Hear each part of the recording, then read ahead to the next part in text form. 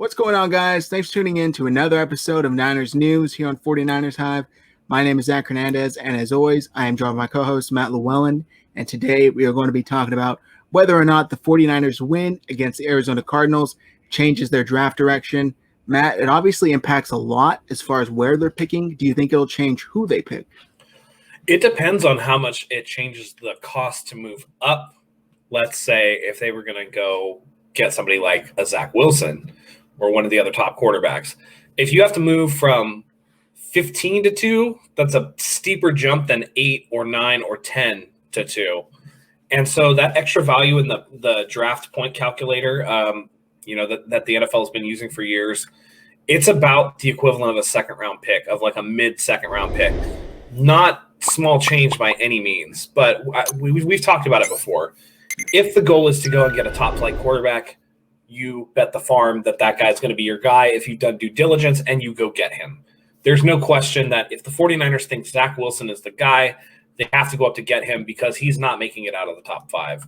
A lot of people are talking about Zach Wilson is, smoke screens about him being a bad kid, notwithstanding Grant Cohn. Adam Schefter refuted that. I believe Adam Schefter, right now as it stands, barring any red flags with the medical at the combine, it looks like Zach Wilson could potentially be the second quarterback taken over Justin Fields from Ohio State, who has struggled a lot this year and really has a propensity to hang on to the ball. And I think that's becoming more apparent as Ohio State has gotten worse. I'm not ready to give up on him because I don't think that Ohio State's coach, Shane Day, is as good a coach as Urban Meyer was, and I think he's still living off of what Urban Meyer established there. So it could just be coaching that Justin Fields needs. Be that as it may, if you think you got a top-flight guy, you have to go up and get him. So does it necessarily change the 49ers draft direction if they're looking for a top-flight quarterback? I would say no. However, if they're looking at corner or interior offensive line, absolutely it could change the direction of your draft because now you're drafting – all right, who's going to be the best player available at our spot? Or is the guy we like good enough or in a position enough that we can trade back and potentially pick up an extra pick or two? We already know that they're getting a 5th round for Emmanuel Sanders, the comp pick. Depending on what happens with Robert Saleh, they could have an extra 3rd round pick because of that new NFL rule, which is completely terrible and we've talked about before. But be that as it may, it benefits us, so we take it. There's potential there for the 49ers to make some moves. So if your guy at corner is at that spot, take him. If you think you can get him in the 20s, maybe you move back a little bit and stock up on draft capital. So outside of the top flight QBs, I absolutely think their direction could change based on what position they value more as a need going forward in the draft. Yeah, and that's a really good point, as far as if it's their guy, they're going to take him regardless. They're not going to be like, well, I don't know, like the extra second rounder, maybe not second rounder, maybe extra 3rd rounder in 2022. Is that really going to make or break this deal? Right. I don't think so. I think if it's their guy, whether it be Zach Wilson, Justin Fields, any of these other first rounder, Trey Lance, projected first round guys, if Kyle feels that strongly that this guy can help the team win in the long run, I think they pull the trigger regardless on the extra pick or whatever the cost is. But I do think that this win, it may not necessarily guarantee that it changes the directions, but it 100% complicates how they approach it because they do not have the added, flexibility of finishing, say, 8. Now I believe they fell all the way down to 15 with this win. So It definitely hurts them draft-wise. And look, the players don't care in the slightest bit. They are playing for their own jobs. They're playing for their own credibility and career moving forward. But the coaches definitely that plan to return next year have to know this hurt them in the long run because now it completely ruined their ability to get up and get a top flight guy who could completely turn this franchise around just by him being in the building alone. So that has to hurt, but you play to win. Regardless, you play to win. I was hoping for a competitive game that just happened to not go their way at the end. Yeah, of course. They mollywopped him. I mean, they really did. They beat the brakes off him. Yeah. Kyler Murray looked like a rookie quarterback who did not just have an understanding of anything that on Saturday, I should say. So it's tough. It's a bittersweet. Our live stream, we said it was a Christmas miracle. They can't do anything right, just like you started off the show by saying. They can't win when they need to win. They can't lose when they need to lose. That's the 2020 49ers. But I do think that they will end up getting whoever they originally wanted, unless there is a guy or a team, I should say, that is willing to give up a ridiculous amount to move ahead of them and get that same guy. I don't think they're that desperate to make that move. And real quick on the whole personality thing, Walter Football is a trash website. Yeah. Do not read Walter Football. Don't let your friends read Walter Football. That's what you get when you read Walter Football, is anonymous sources, coming at the credibility of a 20-year-old kid who has the biggest job opportunity of his lifetime. So take that with a grain of salt, guys.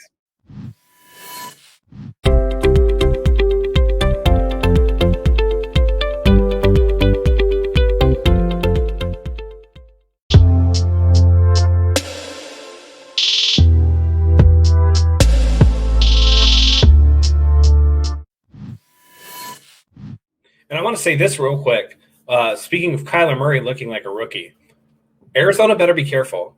Cliff Kingsbury was a below 500 college coach. He made no adjustments against the 49ers on Saturday. And if they're not careful, they're going to ruin Kyler Murray, who is an immensely talented young quarterback.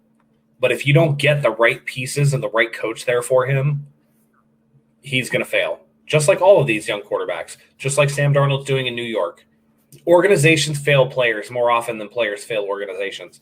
There's a reason why the Jets have been terrible for the better part of the last 30 years, why the Browns are always terrible, not this year withstanding, why the Bengals are usually awful. It's bad organizations ruin players. So if Kyle Shanahan thinks he has a guy, he needs to go and get him, because Kyle Shanahan has shown that he can make chicken salad out of chicken you-know-what. So it behooves him to, if you think you got the guy, don't rest on your laurels. We already know that he's not super fond of Jimmy Garoppolo, but Jimmy Garoppolo is his best option right now. Yep. We know he loves CJ, but CJ doesn't have the talent. So if you think you can get a first-round guy, a top-flight quarterback, you go get him. If not, you're going to let it rock with Jimmy Garoppolo another year, and you want to see what you have out of Josh Rosen, which, hey, if you want to develop Josh Rosen, that's not a terrible idea to me. I think Josh Rosen has gotten the raw end of the deal throughout his entire NFL career. And if you think Rosen can become a player for you in the future, develop him by all means. By all means. If that's the case, then look at what you have at 15. Look what you have in terms of maybe a Creed Humphrey from Oklahoma, because center is going to be a need. We have no idea what Weston Richburg is going to be going forward. Half of the DB room, more than half, I think we have 2 defensive backs under contract for next year. If a corner is your guy, go get a corner.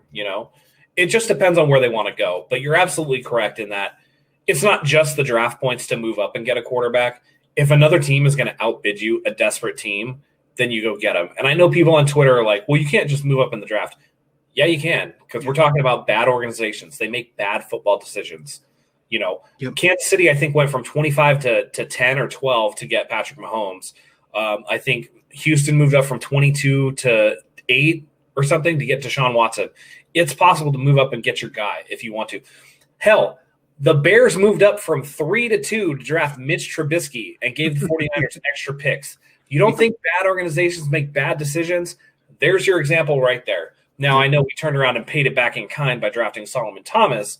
That notwithstanding, there are moves to be made if you have the guts to pull it off. And if you think you have your guy, go get him. Yep.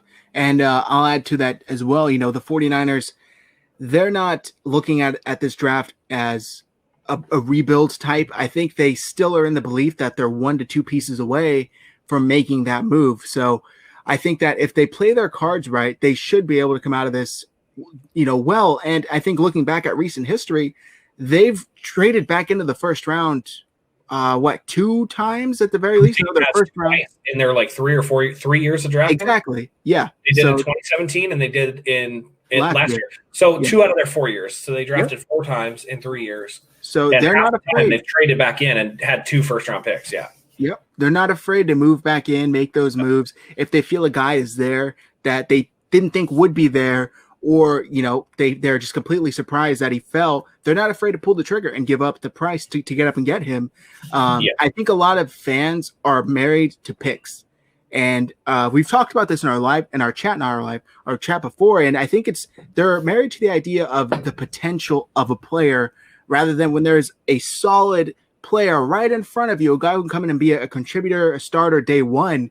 They're looking at maybe you can get a guy like a Patrick Mahomes with this pick, and instead of getting the guy who's right in front of you who answers 8 out of 10 of the boxes you have, just pull the trigger and get that guy, because chances are you're not going to get the guy who answers all 10 of your boxes almost 99% of the time. Yeah, and to be fair, Patrick Mahomes didn't even answer all 10 of the boxes. Patrick Mahomes was viewed as a project when he was drafted, and he ended up getting to a great situation with Alex Smith, who is a pro's pro and a smart guy and somebody I wholeheartedly believe will be a coach in the NFL one day, and Andy Reid, who's obviously one of the great geniuses in the NFL. Here's the thing. It's easy for fans to sit back and say, hold that draft capital. It's worth so much. You can't trade up and give up all that stuff. Well, they don't have jobs to lose. Yep. Facing facts, Kyle Shanahan has had some rough years.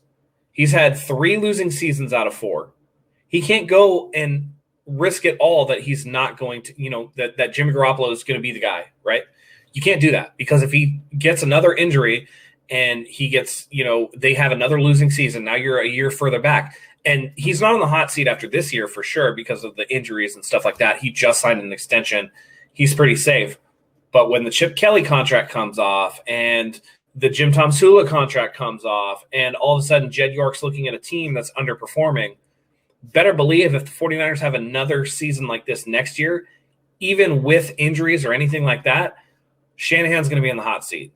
So if you have a guy that you can go get, let me tell you, that first round top flight quarterback can extend your career at a certain place.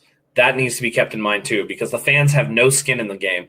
Kyle Shanahan and John Lynch do. So they're going to try to maximize their Super Bowl window and their ability to win so that they can be someone like a Mike Tomlin who sticks around for 20 years, a Bill Belichick, because you don't have to win the Super Bowl every year, but you kind of need to make the playoffs every year. Yep. And I think we'll leave it at that. Great points there, Matt. I think that a lot is still going to happen between now and April, and we'll definitely be here to break it down and cover it all, live streams, videos. So thank you all for tuning in to this episode of Niners News. If you guys are new here, hit that subscribe button, like this video, drop a comment below. What do you think the 49ers do with their first round pick? Do you think the win against the Arizona Cardinals completely ruin their chances of getting a top flight quarterback? Or do you think that that's never a direction they were going to go with to begin with? But like I said, if you're new here, hit that subscribe button, drop a comment. Everything really helps. And if you really want to help us, share our videos. It really does help in the algorithm. So do us a solid, support a young channel. We really do appreciate you guys. Go ahead and click the bell for notifications so you never miss a video. Thank you guys, as always, for joining us. We love having you here. And until next time, go Niners.